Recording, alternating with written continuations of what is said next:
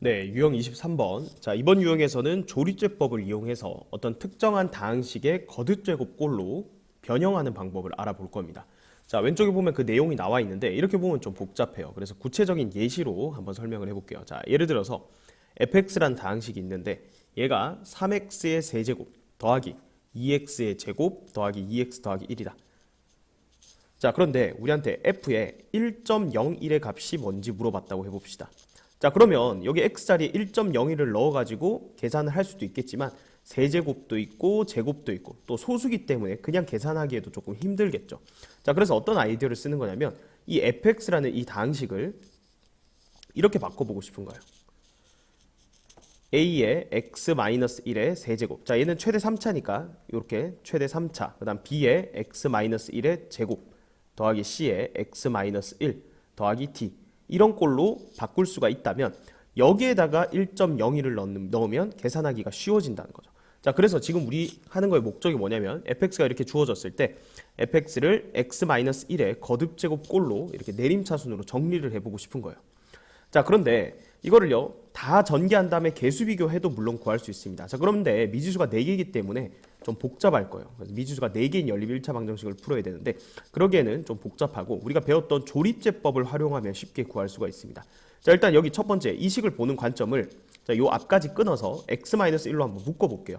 자, 그러면 x-1로 묶으면 a의 x-1의 제곱 더하기 b의 x-1 하고 더하기 c 하고 d가 따로 남죠. 자, 그러면 이렇게 묶고 나면 해석을 어떻게 해야 돼요? 어떻게 해야 돼요? fx를 x-1로 나눴을 때 얘는 몫이고요. 얘가 나머지가 되는 거죠. 아, 그러니까 이 d라는 값은 fx를 x-1로 나눈 나머지구나. 자, 근데 여기 몫도 있으니까 우리가 1차식을 나눴을 때 1차식으로 나눴을 때 몫과 나머지를 구하는 방법이 뭐였죠? 그게 조립제법이었죠. 그래서 조립제법을 활용해 본다는 거예요.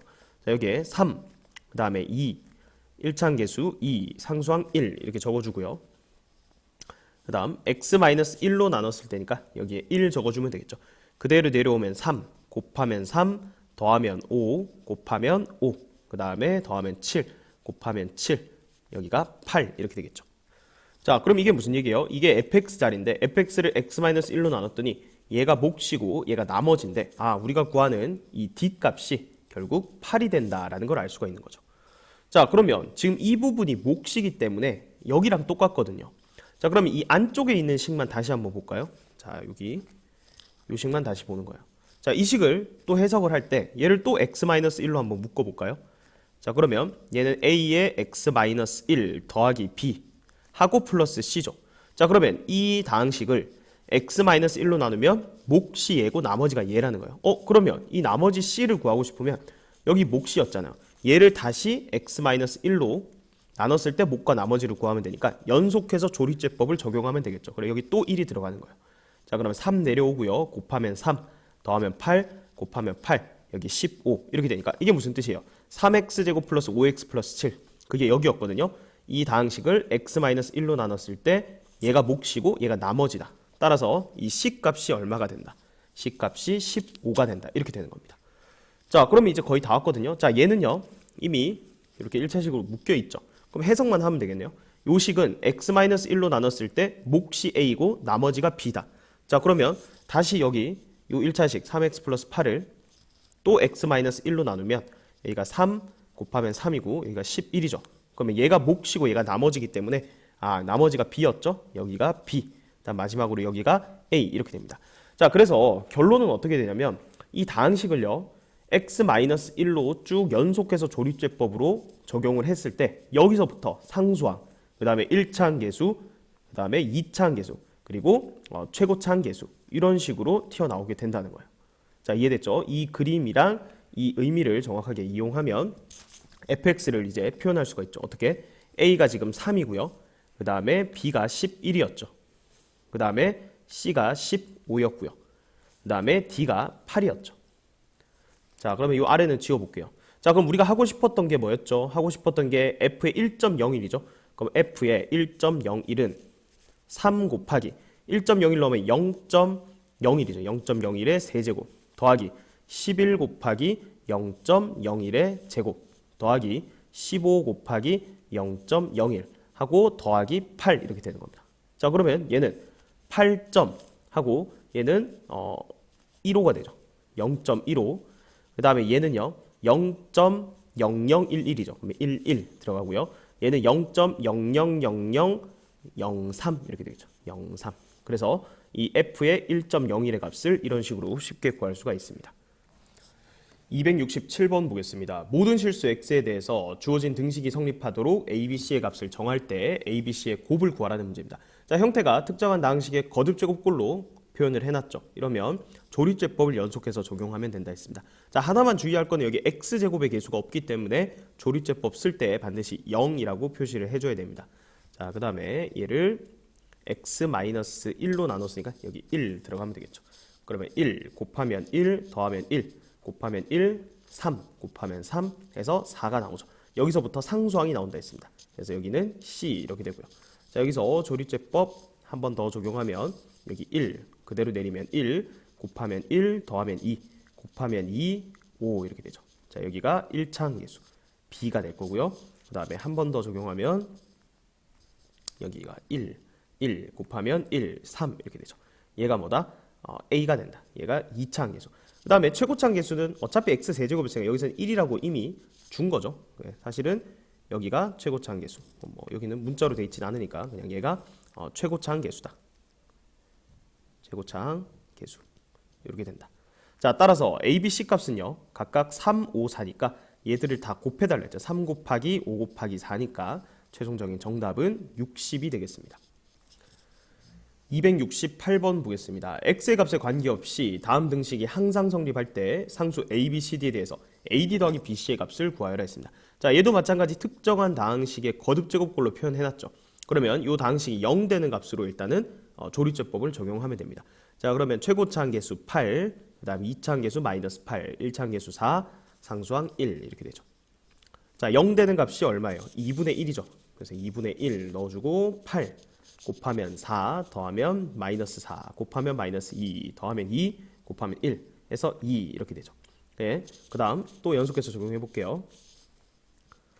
자, 여기 또 2분의 1 내려오면 8 곱하면 4 더하면 0 곱하면 0 2 이렇게 되죠. 자, 그 다음에 한 번 더 적용하면 여기서 2분의 1 그러면 8 곱하면 4 그 다음 더하면 4니까 이렇게 되죠. 자, 근데 여기서 D가 2고 그 다음에 C가 2 그 다음에 B가 4 A가 8 이렇게 하면 문제를 틀립니다. 그걸 조심해야 돼요. 자, 왜 그런지 설명을 해볼게요. 우리가 이 조립제법의 이 그림을 보고 거꾸로 식으로 적을 줄도 알아야 되는데 이 조립제법은요 나누는 1차식이 최고차항 계수가 1인 거 기준으로 짜져 있습니다. 무슨 얘기냐면 얘를 구하려고 해도 이 그림을 써야 되는 건 맞는데 지금 이 그림을 보고 다시 거꾸로 해석을 할 때는 자, 어떤 다항식을 나눈 거예요? 8x 세제곱 마이너스 8x 제곱 더하기 4x 더하기 1이라는 이 다항식을 x-2분의 1로 계속 나누고 있던 거예요. 자, 그러면 얘는 여기가 최고차항 계수 8이니까 8 곱하기 x-2분의 1의 세제곱 이렇게 되고요. 더하기 그 다음에 요 밑에다 적어볼게요.